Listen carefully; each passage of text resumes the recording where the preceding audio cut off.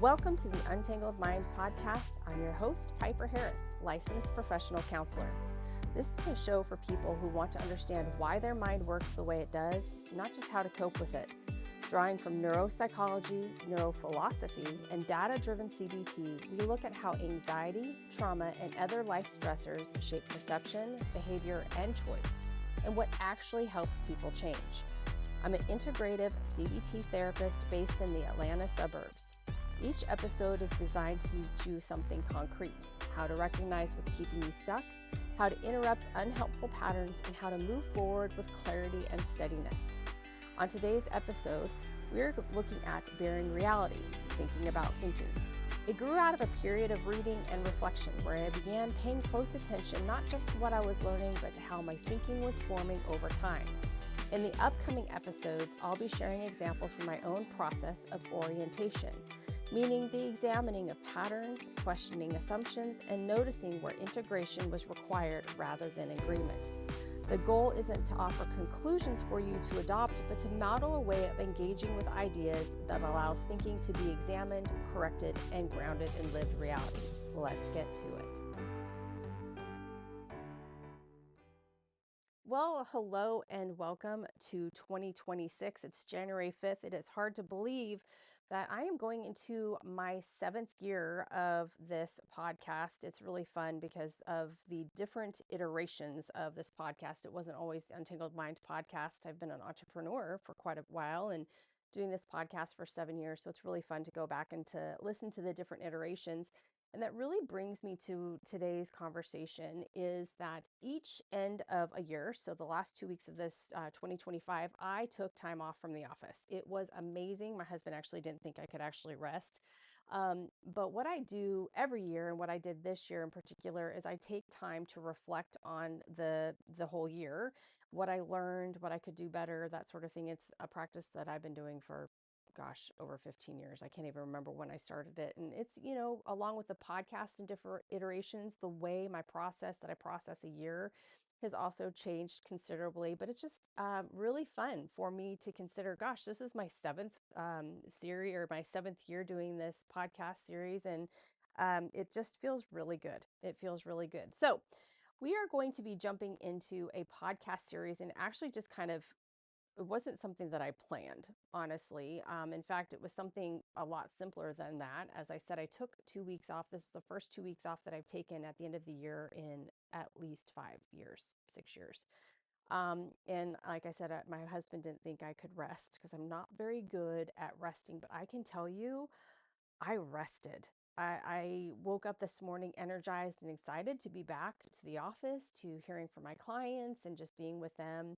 But I feel so very rested and it was wonderful. So as I was saying, I was trying to really take a pause, and there wasn't really any strategy in how this podcast series came up. It really was about I have to give myself refreshment and retreat. I really have to actually step back. And so, one of the ways that I told myself I was going to do this is that I know that my nervous system settles really well through reading. And so I knew for my 2 weeks that I was just going to devour books. And so for me, it was a lot of different books that I was reading. At nighttime, I always read fiction because I need to turn off my brain, but typically during daytime reading, it's nonfiction. And so what I found myself doing is I was reading for hours a day while I was resting, obviously in between all of the hullabaloo of the, holidays and getting ready for family and all of that stuff. But I would move from one spot on the living room couch to my chair in my library lounge to upstairs. And I just went all over the place. I couldn't put my books down. And so I read a lot and I highlighted a lot and I lingered on these passages that really stopped me. And somewhere along the way, something really shifted in me. And I noticed that I wasn't just engaging with the material, meaning I wasn't just kind of like reading it and highlighting it. I was actually recognizing that I was watching myself engage with it, if it makes sense. I was noticing what I kept returning to or what I marked up real quickly. I noticed what I underlined very slowly. If I read a passage and I underlined it, I'm like, okay, hold on. What am I thinking about this? And I also recognized what I was resistance to, and then, what I really didn't want to let go of. And there was a lot of that came up during this rest and reading these books that just, oh my gosh, they gave me so much to think about and so much joy. It was just really wonderful. And so that really raised a question that I ask my clients all the time, but I don't always turn it back on myself as explicitly as I really should. And I recognized, am I actually examining my thinking right now, or am I simply collecting these ideas that feel familiar? Maybe they're reassuring, or maybe they're validating. Because often I tell people that, especially my clients that are voracious readers, I say to them, okay, you've read like 5 books. We need to pause and see what we're learning. There has to be an opportunity for integration. Well, I had asked myself the same thing, and that question actually became the seed of this series. I really did not plan this. In fact, it was just all about, oh my gosh, I have all these books I can't wait to read. And then all of a sudden, the last couple of days, it's just kind of come to fruition in my mind. So, what you're listening to now is an introduction to a podcast and blog series, and I'm calling it Bearing Reality Thinking About Thinking. And I want to be very clear from the outset that what today's podcast is, or even the first blog in the series, it's not a book review series at all, and it's not even my reading list. However, I did provide those references. And it's not a summary of my ideas today that I found interesting or compelling. That's not what it is. It's actually a record of orientation. So, orientation is a word that I'm using intentionally. Orientation implies orientation, I said that funny, implies direction, not arrival. Does that make sense? So it implies responsibility without a certainty of what that responsibility would lead to. It implies a movement under conditions that aren't fully resolved. So orientation matters most when things are, say, complex or emotionally charged, or even morally weighty, right? It's when it's not very obvious what to think, who to trust, or how to proceed. Orientation is this really can tend to be uncomfortable place to be, but it's something that all of us need to get comfortable with. And so in my clinical work, I also ask people to do the very same thing, to slow down and examine not just what they think, but how their thinking takes shape over time, to notice patterns, behavioral patterns, thinking patterns, to question assumptions, to becoming curious about the stories that they tell themselves. And this is not necessarily just in order to dismantle them, like reflexively, but in order to see whether those stories are actually helping them live truthfully and well. And we can see that even through my orientation that I'm going to be sharing with you through my reading. So this is a series, this series is an example of me doing the same work I ask my clients. So as I was doing this reading, I hadn't even thought of this series yet. I thought, you know what, I'm going to invite ChatGPT into this. And this is what I want to say, not as chat as an authority. I know there's a lot of talk about ChatGPT being used as a therapist, which is scary, and not as a replacement for my own thinking. In fact, what it was, not even to affirm anything that I was reading. In fact, I use AI actually extensively in my work for business processes, and it's really been incredibly helpful. And I thought, why can't I use this rather than a mirror or to affirm me, but to help judge me?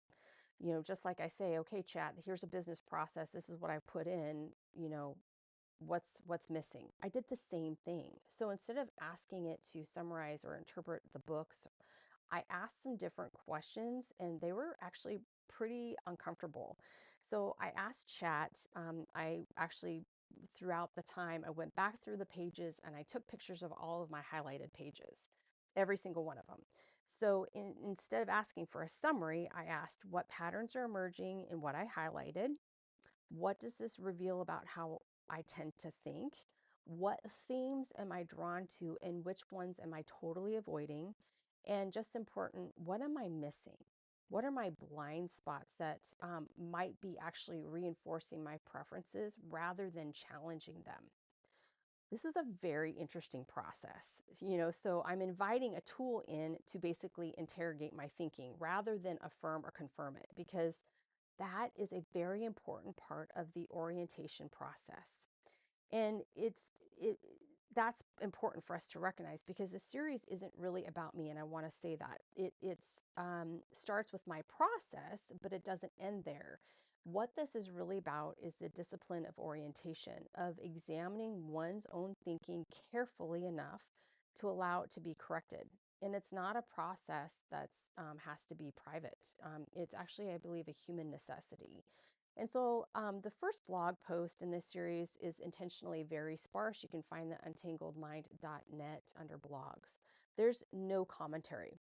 There's no interpretation of what I read. It's just really a long list of those highlighted learnings extracted directly, like I said, from those highlighted passages. And so I followed these, and I didn't even, what I posted on the blog, I didn't even say which book they came out of. And I did that on purpose because, again, before we can interpret our thinking, before we defend it, before we try to integrate it into something coherent, we have to be willing to look at the raw material honestly, what we attend to, what we return to, what we elevate, and what we skip. And you can see what I tend to. I mean, it's pretty clear if you've listened to me for very long. You know what I'm leaning toward reading, and my focus. But attention needs not be neutral. Over time, it does shape belief, and that belief shapes our actions. And so we have to be acutely aware of what's taking place with that. So the first entry is simply the material that shaped my attention. Now, in the episodes and posts that are going to follow, I'm going to examine what these selections reveal about how I think, what they exposed that I initially missed, and how they ultimately required integration, really, rather than agreement. And that last distinction really, really matters. Agreement is very easy. Integration is costly. What I will say through this experience and what I'll be sharing with you is that I shared it with my husband, I shared it with a friend, and I was like, dang, this process was not easy, nor is it easy to share it with others, because it was a little eating crow. It's required to do that, because I don't want to just be highlighting and collecting belief systems. I want to integrate. I do. I don't want just agree. Agreement only allows a collection of ideas, but without being changed by them. So integration really requires us to adjust. Sometimes it's subtly, and sometimes it was significantly. And I will tell you, this was tough. So how we learn, how we relate, how we pace ourselves, and how we understand responsibility is so key to our growth and improvement. And one of the things that I do want to make clear through this process is that even well-informed frameworks can become distorted if they're held with certain stabilizing conditions. So what I want to say is responsibility without grace becomes brittle, truth without mercy becomes unbearable, and discipline without sustainability eventually collapses. So these weren't new ideas to me, but they were way underemphasized ones for me. And noticing what was underemphasized, it was just as important as noticing what I was defending. I also want to say something directly to those of you listening who come from difficult or painful backgrounds or beginnings, because this series will touch on questions of origin, identity, and responsibility.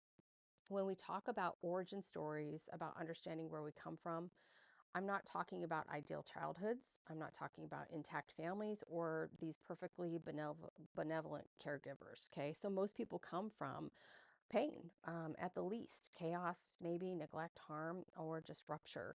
So, what I want to say is an intelligible story of origin does not require positivity. It requires you to be honest and coherent with that story. It requires a way of locating yourself within what actually happened without being trapped there.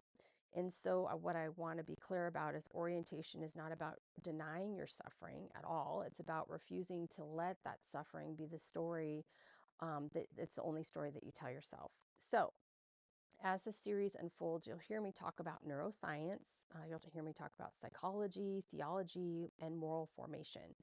You'll hear references to responsibility, agency, capacity, and limitation. Okay, you're going to hear those references. You'll hear language that's going to resist both sentimentality and cruelty, meaning that balance matters to me. I don't believe people change through pressure alone, and I don't believe people change through reassurance alone either. So change happens when truth is held with conditions that make it livable. And this series is my attempt to name those conditions more clearly. And it's really by submitting my own thinking to examination. So that'll be fun. Y'all will get inside my mind. So if you're listening because you're curious, thoughtful, skeptical, or simply tired of frameworks that feel like they're too soft or too harsh, I'm really glad that you're here. You don't need to agree with everything that follows. In fact, I don't want you to. Agreement isn't the goal, orientation is. So, in the next coming episode and blog, I'll begin unpacking what this material revealed about how I think and why that matters. So, for now, the invitation is simple. Notice what draws your attention, notice what you are resisting, and notice what you might be missing. That's where orientation begins.